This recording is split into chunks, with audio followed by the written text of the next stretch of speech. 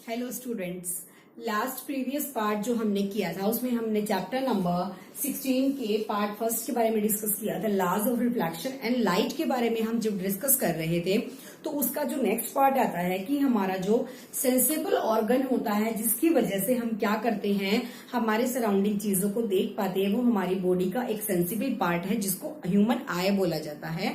हम आई से देखते हैं।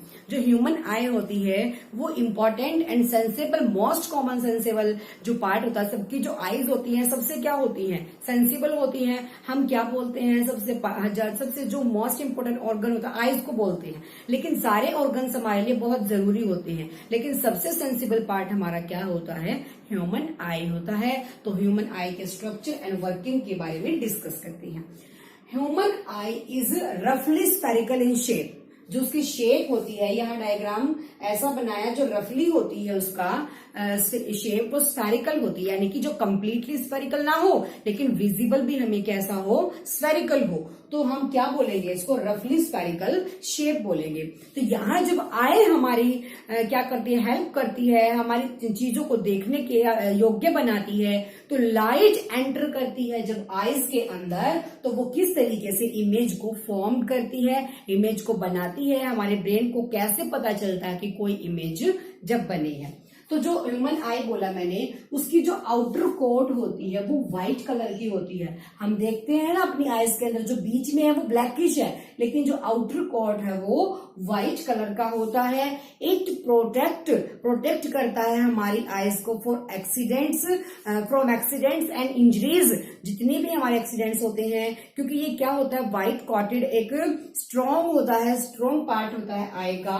तो जितना भी जो आउटर कोट होगा वो सारा व्हाइट कलर का बना होता है, जो प्रोटेक्ट करता है। It is tough.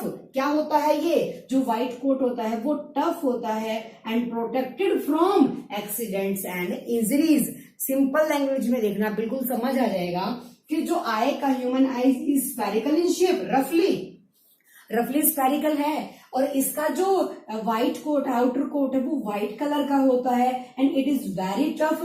It is protective the eye from accidents and injuries. इन सारी चीजों से वो उसको बचाता है।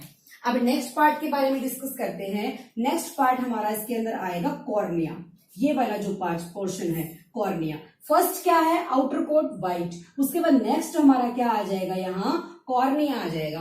Cornea is the transparent front part. जो transparent front part of the eye होता है दैट इज कॉल्ड ट्रांसपेरेंट, उसको हम ट्रांसपेरेंट बोलते हैं। नेक्स्ट उसके अंदर आएगा आइरिस। यहां हमारा है नेक्स्ट पार्ट इसका आइरिस, जो यहां सिचुएटेड होता है। आइरिस का क्या काम होता है, बिहाइंड द कॉर्निया। देखो मैंने बोला कॉर्निया, इसको ये सेकंड वाली जो लेयर होती है कॉर्निया के जस्ट बिहाइंड, इसके पीछे क्या होता है, आइरिस होता है।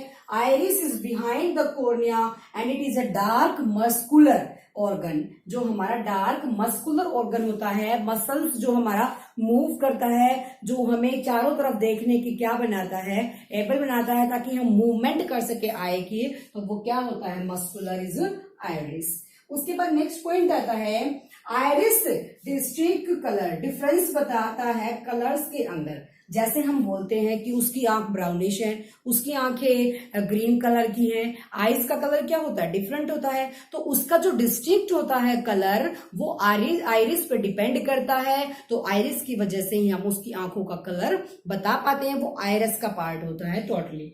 एंड आइरिस क्या करता है, control the amount of light. जितनी हमारी लाइट हमारी आंखों को जरूरत होती है उस लाइट को कंट्रोल करता है, control the amount of light. Light की अमाउंट ज्यादा हमारे आई के अंदर ना जाए ताकि हमें किसी इंजरी से ना गुजरना पड़े, तो उसको कंट्रोल करने का काम आइरिस का होता है। उसके बाद नेक्स्ट पॉइंट आता है प्यूपिल से स्मॉल ओपनिंग। जो स्मॉल ओपनिंग यहाँ होती है, ओपन होती है, जो बिल्कुल बीच में होती है यहाँ, तो वो क्या होगा, स्मॉल ओपनिंग इज द प्यूपिल हमारा क्या होता है, स्मॉल ओपनिंग जब किसी आई की होती है।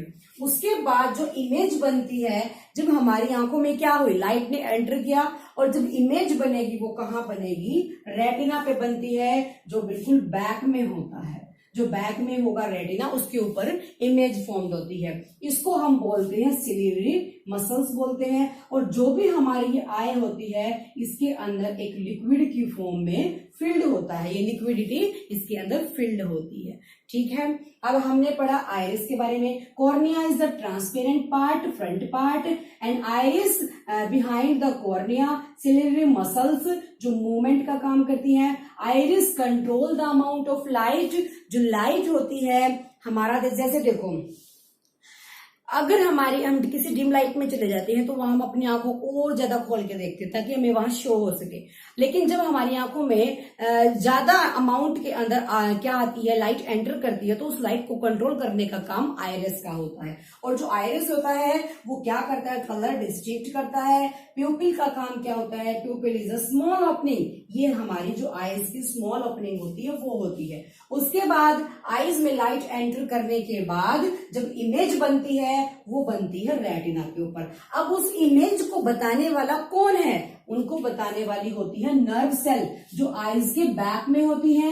ये नर्व सेल हमारी आईज का सबसे बैक पोर्शन होता है, जो क्या करता है, सारी की सारी इंफॉर्मेशन को ब्रेन तक भेजता है थ्रू सेल्स यानी कि नर्व सेल्स के थ्रू सारी की सारी सेंसेशन क्या करता है, इंफॉर्मेशन ब्रेन तक भेजता है और ब्रेन आइडेंटिफाई करता है कि वो ऑब्जेक्ट क्या है। तो इस तरीके से हम देख पाते हैं हर चीज, जितना भी पोर्शन लिया है वो सारा ईयर्स का है, सारा ब्रेन्स तक है। जैसे ईयर्स के अंदर भी कोई ऑब्जेक्ट जाता है, कोई साउंड जाती है, जो साउंड वाले चैप्टर के अंदर हमने पढ़ा था, साउंड जाती है तो वो भी उसकी जो नर्व सेल्स होती हैं वो भी हमारी ब्रेन तक अटैच होती हैं, जो ये बताती हैं ये साउंड किसकी है।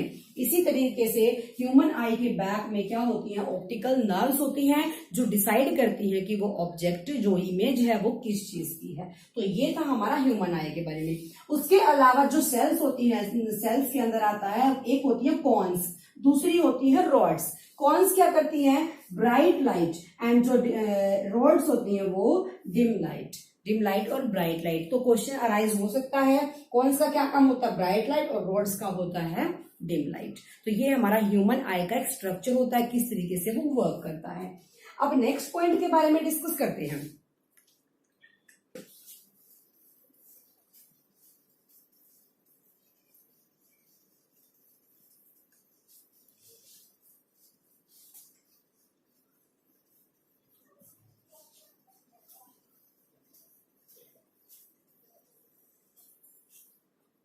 Some objects, some persons can see nearly object but can't see, जो दूर कोई भी चीज होती है, फार अवे, जो कोई भी चीज दूर है, डिस्टिंक्ट ऑब्जेक्ट है, उनको नहीं देख पाते।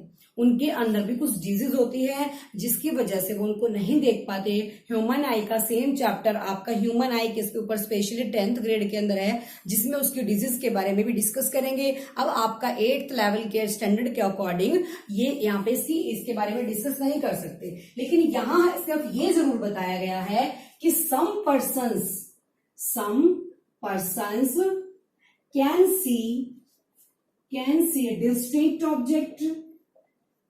सी डिस्ट्रिक्ट ऑब्जेक्ट, दूर के ऑब्जेक्ट को देख पाते हैं, बट कांट सी नियरली, जो पास के ऑब्जेक्ट होते हैं उनको देख नहीं पाते। और कुछ पर्सन ऐसे होते हैं देख पाते हैं नियरली, बट देख नहीं पाते कांट सी देख नहीं पाते डिस्ट्रिक्ट, यानी कि जो ऑब्जेक्ट दूरी पे रखे गए हैं उनको देख नहीं पाते। तो ये दोनों भी जब रीजन आते हैं उनके लिए जब हम क्या करते हैं, डॉक्टर के पास जाते हैं और स्पेक्टिकल्स यूज करते हैं। क्या यूज करते हैं, स्पेक्टिकल्स का यूज करते हैं, जिसकी वजह से हम देख सकते हैं। अब इनके अंदर डॉक्टर क्या करता है, आपको लेंस प्रोवाइड कराता है, जिससे हम क्या कर सकते हैं, दोनों चीजों को, आप जिसमें से एक जो डिजीज है उसको हम देख सकें, किसके थ्रू, स्पेक्टिकल्स के थ्रू। उसके अंदर अब जैसे कोई चीज ऐसी होती है जैसे ड्यू टू एज बायोपियाज होते हैं, प्रेस बायोपिया बोला जाता है इस बीमारी को, इस डिजीज को प्रेस बायोपिया। अब जैसे देखो, जैसे ओल्ड एज जो पर्सन होते हैं, ओल्ड एज यानी कि जो बूढ़े हो जाते हैं, अपनी एज के अकॉर्डिंग उनको ब्लर दिखना शुरू हो जाता है। ब्लर दिखना शुरू होता है, ब्लर दिखने की वजह से उनके अंदर भी जो लेंसेज फिट किए जाते हैं वो उनके अकॉर्डिंग किए जाते हैं, जिस डिजीज को प्रेस बायोपिया। अब ये होते हैं डिजीज भी इसकी बहुत टाइप्स की होती हैं, myopia, hypermetropia and presbyopia, astigmatism. ये सारी जो डिजीज होती हैं वो आईज की होती है, जिनके बारे में आप 10th स्टैंडर्ड में स्टडी करेंगे। अब सबसे पहले ये पॉइंट देख लेते हैं, कुछ पर्सन्स दूर को देख पाते हैं, पास को नहीं देख पाते, इनको भी कोई डिजीज है, इस वजह से स्पेक्टिकल्स का यूज करते हैं। कुछ नजदीक को देख पाते हैं, दूर को नहीं देख पाते, और कुछ ऐसे होते हैं ओल्ड एज की वजह से उनको ब्लर दिखना शुरू हो जाता है। तो ये सारी डिजीज जब आईज के अंदर आ जाती हैं, इनकी वजह से इन पे इफेक्ट पड़ता है। अंडरस्टूड? तो ये था हमारा ह्यूमन आई के बारे में ऑल एक्सप्लेनेशन। अब नेक्स्ट पॉइंट के बारे में डिस्कस करते हैं। जो आईज होती है उनकी केयर किस तरीके से करनी चाहिए? Care of the I, care of the I. Eyes की जो केयर होती है, should not rub your eyes, should not rub your eyes. हमें अपनी आंखों को कभी भी रगड़ना नहीं चाहिए। Should not rub your eyes. Wash your eyes many times, wash your eyes many times and use suitable spectacles। अब जैसे हम बोलते हैं किसी को अगर नजर के चश्मे चढ़े होते हैं स्पेक्टिकल्स, तो हम बोलते हैं उसके यूज नहीं करने चाहिए, यूज करने से उसका हमारी आंखों पे इफेक्ट पड़ेगा। तो इसीलिए use suitable spectacles, suitable spectacles, हमेशा सुटेबल स्पेक्टिकल्स यूज करने चाहिए। फोर्थ आता है, हमें क्या जो इंक्रीज लाइट होती है, यानी कि एक्सेस के अंदर जब लाइट होती है उसके अंदर कभी भी स्टडी या कोई भी चीज है, एक्सेस लाइट से हमें बचना चाहिए। ठीक है। फोर्थ है, डोंट सी सन, सन को कभी भी डायरेक्टली नहीं देखना चाहिए। Don't see sun directly, directly sun को कभी भी नहीं देखना चाहिए। तो इस तरीके की जो केयर्स होती है हम अपने आईज के लिए करनी चाहिए। आईज को नहीं रगड़ना चाहिए। जब भी आप बाहर से आते हैं, डस्ट आपकी आईज के अंदर आ जाता है, तो वॉश करनी चाहिए अपनी आईज को। यूज स्पेक्टिकल्स, सुटेबल स्पेक्टिकल्स, जो आपकी आंखों को सुटेबल होते हैं वही स्पेक्टिकल्स यूज करना चाहिए। एक्सेस लाइट से बचना चाहिए। Don't see sun directly, sun को कभी भी डायरेक्टली नहीं देखना चाहिए। तो इसकी वजह से जो हमारी आईज होती हैं उसमें क्या प्रॉब्लम आती है, या तो हमारी आईज में कोई डिजीज हो जाएगी, इंजरी हो जाएगी, या फिर हमें हेडेक प्रॉब्लम शुरू हो जाती है। हेडेक यानी कि जो सिर दर्द होता है, ये प्रॉब्लम शुरू हो जाती है अगर आप क्या करते हैं, सन को डायरेक्टली देखते हैं, या आईज का जो इफेक्ट होता है वो डायरेक्ट ब्रेन के साथ होता है। तो इस तरीके से हमें आईज का क्या करना चाहिए, केयर करनी चाहिए। अब नेक्स्ट पॉइंट के बारे में बात करते हैं।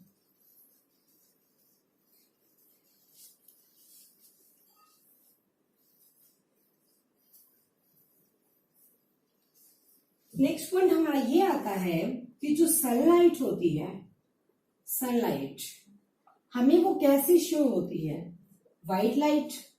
सनलाइट को हम क्या बोलते हैं, व्हाइट लाइट। कि जो सनलाइट होती है वो व्हाइट लाइट होती है, ऐसा हम सोचते हैं। बट जो सनलाइट होती है उसके अंदर 7 कलर्स का मिक्सचर होता है। तो जो कलर्स का मिक्सचर होता है वो उसको व्हाइट लाइट प्रोवाइड कराता है। यहां हम एक एग्जांपल देख लेते हैं। आप लोगों ने प्रिज्म के बारे में सुना होगा।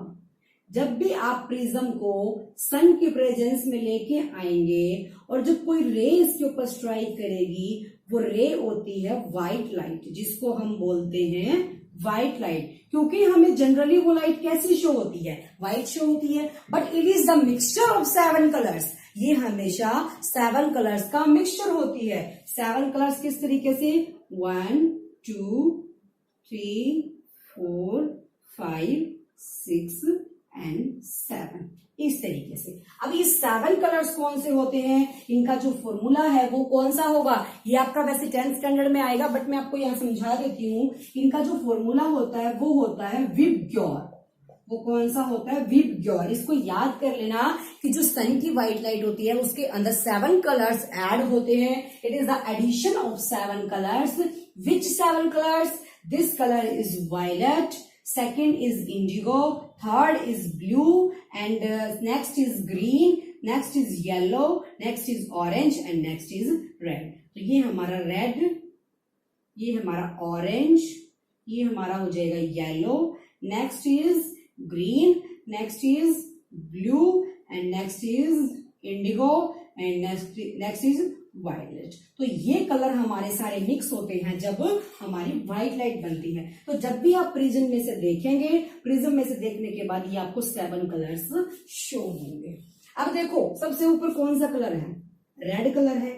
अब जैसे हम ट्रैफिक सिग्नल्स पे जाते हैं, ट्रैफिक सिग्नल्स जो होते हैं वो ट्रैफिक को रोकने के लिए रेड लाइट का यूज करते हैं. वहां यूज येलो का क्यों नहीं होता? क्योंकि जो हेडलाइट्स होती हैं, ट्रैफिक सिग्नल्स होते हैं, रेड लाइट का यूज इसलिए किया जाता है क्योंकि इसकी जो वेवलेंथ होती है वो मैक्सिमम होती है. अब जैसे देखो सबसे बैंड यानी कि सबसे मुड़ा हुआ जो रे है वो वायलेट कलर का है, तो जो ब्लू कलर है वो स्प्रेड हो जाता है यानी कि फैल जाता है, जिसकी वजह से जब फॉगी सीजन आता है, धुंध पड़ती है, हम बोलते हैं फॉग है, तो उस टाइम पे ब्लू कलर सारा स्प्रेड हो जाएगा और हमें नेक्स्ट गाड़ी के या पीछे वाली गाड़ी के इंडिकेटर्स शो नहीं होंगे. अगर हमें रेड कलर वहां यूज करते हैं तो हमें उसके इंडिकेटर्स अलग से शो होंगे, क्योंकि जो रेड कलर होता है वो कभी भी स्प्रेड नहीं होता, उसकी वेवलेंथ ज्यादा होने की वजह से वो दूर तक हमें दिखाई देता है. इसीलिए डेंजर के साइन को हमेशा रेड से बनाया जाता है. ठीक है, तो ये होता है सनलाइट. अब देखो इसका एक बता देती हूँ तुम्हें, थोड़ा हाई लेवल है लेकिन देख लो. अगर तुम इसके सामने इन 7 कलर्स के सामने एक प्रिज्म और रख दो, इस तरीके से उल्टा रख दो इस प्रिज्म को. इस प्रिज्म को जब उल्टा रखेंगे तो जब ये 7 कलर्स इसमें से निकलेंगे तो दोबारा से ये किसमें कन्वर्ट हो जाएगा, व्हाइट लाइट के अंदर कन्वर्ट हो जाएगा. तो ये हमारा होता है कि जो सनलाइट होती है उसके अंदर 7 कलर्स होते हैं. अब इसके अंदर एक पॉइंट और आता है, डिस्पर्सन. डिस्पर्सन का मतलब क्या होता है, व्हेन कलर्स हमें शो होंगे, जब मैनी कलर्स. अब जैसे जो रेनबो होता है, रेनबो हम देखते हैं उसके अंदर हमें 7 कलर्स दिखाई देते हैं. Rainbow is the most common example of dispersion. जब हम क्या होता है बारिश के बाद अगर बाहर जाते हैं, बारिश के बाद अगर धूप निकल आती है तो वहां वाटर की ड्रॉपलेट्स में से हमें, यहाँ सन है, वाटर की ड्रॉपलेट्स में से हमें जब कलर्स दिखाई देंगे तो वो रेनबो शो होता है जहां 7 कलर होते हैं. It is the process of dispersion. इसको डिस्पर्सन की प्रोसेस बोला गया है. अंडरस्टूड? ये था हमारा सनलाइट के बारे में.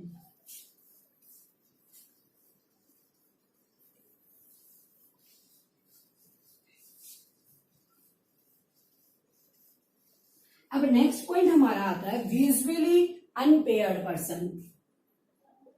Visually impaired person.